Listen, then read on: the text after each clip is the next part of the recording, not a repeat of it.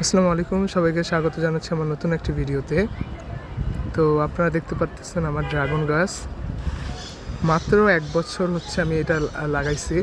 এর আগে আমার আরেকটা ছিল, ওইটা হচ্ছে পরপরাগায়ন, যেটা হচ্ছে আমি তুলে ফেলে দিই এবং এটা লাগাই। এই জাতটা আমি গত বছর ফুল সহ কিনছিলাম একটা নার্সারি থেকে।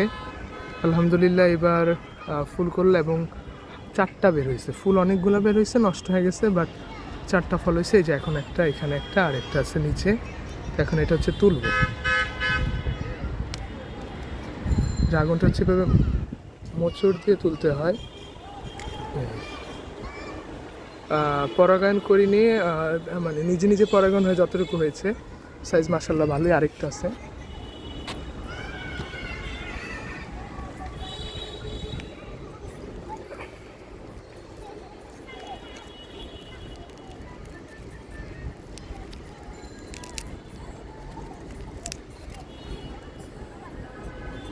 এই যে 2টা, আর এখানে একটা। এর আগেও গতকাল একটা খেয়েছি।